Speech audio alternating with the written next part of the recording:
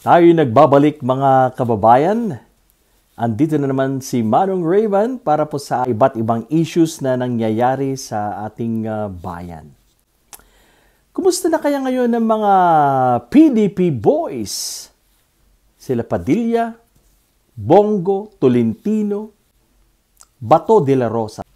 Bago po tayo magpatuloy, shoutout po sa ating mga tagasunod, ating mga followers and subscribers both sa YouTube and Facebook. Marami pong salamat.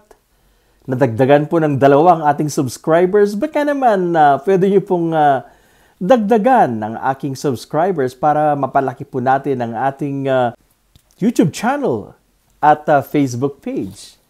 Marami pong salamat in advance. So, nababalita na ang mga PDP boys ay walang gustong tumanggap sa kanila. Even ang oposisyon. Kaya magkakanya-kanya na yata sila. Or they will campaign na ayon po kay Senator Bato de la Rosa ay guerrilla manner of campaigning. Ganun na lang daw po. Alam naman po natin yung nangyari noong binanatan nila si Senate President Zubiri. Sila po'y pumanig kay now Senate President Chis Escudero. So may record po itong mga ito na bumabalimbing or lumilipat at ngayon wala nang gustong tumanggap sa kanila. Sa ngayon para silang isang basang sisiw. Di nila alam kung saan sila sisilong. Sila ay parang niluluwa na ng mga pamilyang Duterte dahil nga sa kanilang pagiging neutral at hindi pag-imik, hindi pag-suporta publicly sa mga Duterte. Yan po ang kinasasama ng loob ni Mayor Baste, right? Doon po sa Maisog Rally sa Pampanga, binanatan ni Mayor Baste si Bongo na siya daw ay napaka-quiet. Naglalaro, playing safe, neutral. Alam niyo po, dahil mag-i-eleksyon, ganyan lang po yan. Ganyan lang kasimple, kaya neutral ang mga ito dahil gusto nila ng boto. Dahil sila po ay mga re-electionist. Sa ngayon, mahihirapan silang makabalik dahil they're no longer leaning on President Digong. Noon kasi andyan todo suporta ni President Diggs kaya malakas ang malakas sila sa tao. Pero ngayon nagsasarili na, sabihin na natin nagsasarili. Talagang delikado na. Delikado na po 'yan. Di natin alam kung makakalusot pa sila sa midterm election sa May 2025. Di po natin alam kung muli sila magkakasama-sama. So makikita po natin yan if there will be reconnection. Kung magre-reorganize nga ba itong grupo na to.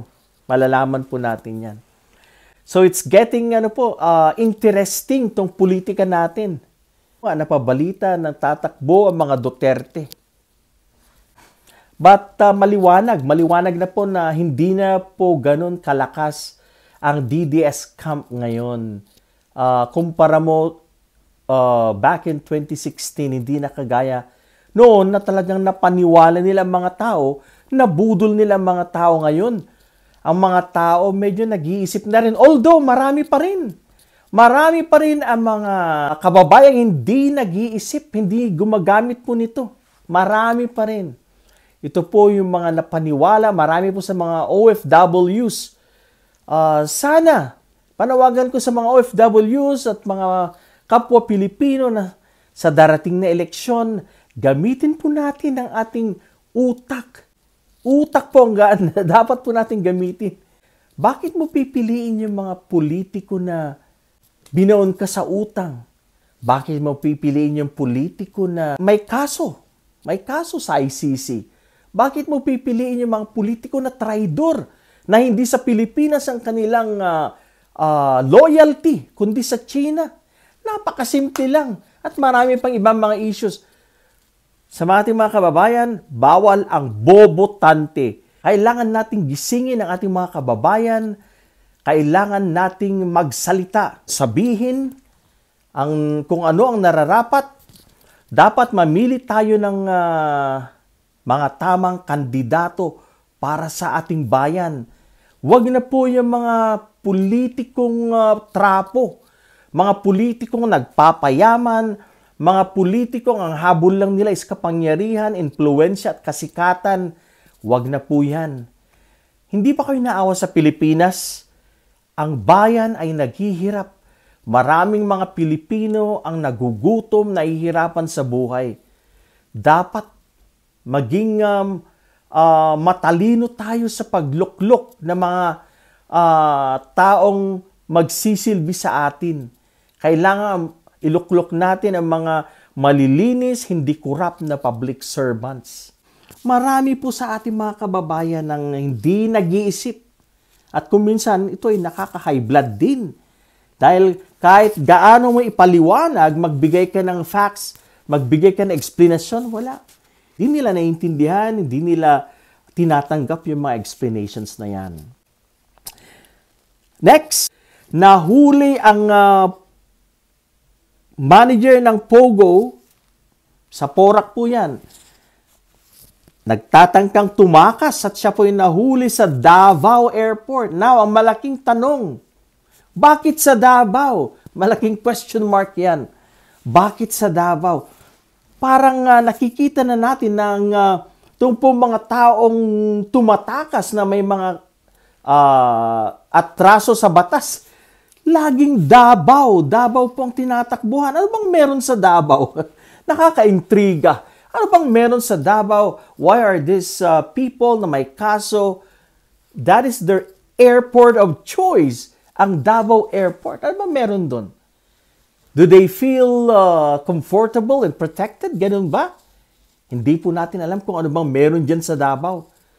I remember yung isa sa mga na-involved sa Farmally, yung Indian family na yun.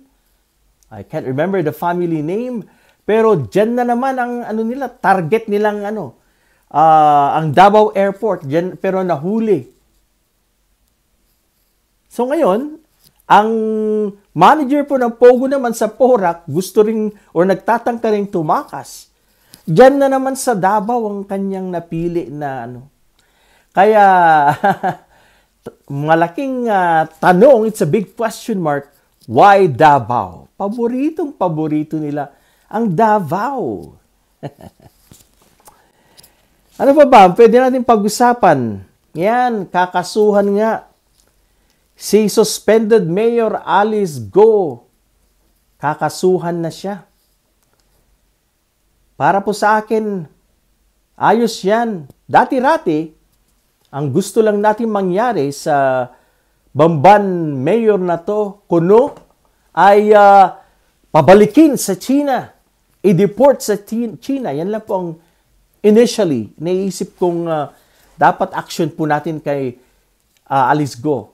Pero ngayon, napag-isip-isip natin na I think mas maganda na nga. Mas maganda ng kasuhan si Go Huaping. Mas magandang kasuhan dahil po sa kanilang mga ginawang kalukuhan sa ating bayan. Para maano po sila, they are held accountable, meron po silang ginawang kasalanan, dapat lang na pagbayaran nila. Ito sa batas. Dapat lang na makulong dahil gumawa ng kasalanan. Mabigat na kasalanan. Kaya hindi po natin yan palalampasin.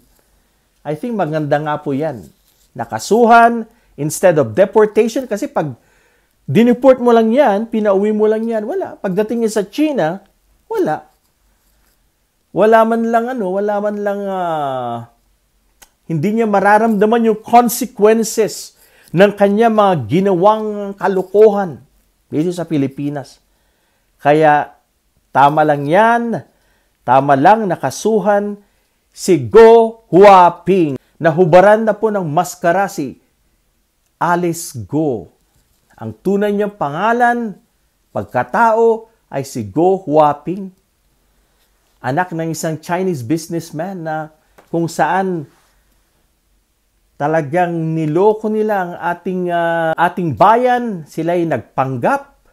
At dapat din sa mga Pilipinong sangkot sa mga panglulokong yan, dapat din silang makasuhan. Nanloko sila sa mga ahensya sa gobyerno. Sa civil registrar, ipinarehistro siya at the age of 17 or 15. At yan nga po ay talagang nakapagtataka. Late registration. Dapat mabigat ang kaparusahan ng mga kapwa natin, mga Pilipino, ng mga traidor na gumagawa ng mga anomalya. Dahil sila ay nabigyan ng suhol, nabigyan ng pera, gagawa na sila ng mga kalukuhan. Marami pong ganyan sa ating bayan. Kaya dapat linisin, we need to reboot our government. President Marcos has to do something. Dapat gamitan niya ito ng maging stricto at ipatupad ang batas sa mga membro or sa mga government employees na nasasangkot, na involved sa mga katiwalian sa gobyerno. Dapat mabigat ang punishment, mabigat ang kaparusahan. Dahil sila ay empleyado ng gobyerno. Dapat sila ay maging magandang halimbawa, pero sila po mismo ang gumagawa ng mga kalukuhan. Kaya dapat maging seryoso ang leader ng ating bansa at ipatupad kung ano ang nararapat. At wala dapat kinikilingan. Dapat pantay-pantay ang pagtingin ng ating Pangulo, ng ating mga leaders. Alright, so natapos na natin ang PDP Boys. Ang balita nga, ang Pogo manager sa Porac ay nagtatangkang tumakas at nahuli sa Davao. Napag-usapan naman natin ang tungkol kay suspended Mayor Alice Go. Ano pa ba? Sa ngayon, diyan lang po muna. Mabuhay po tayong lahat. Magandang gabi, Pilipinas!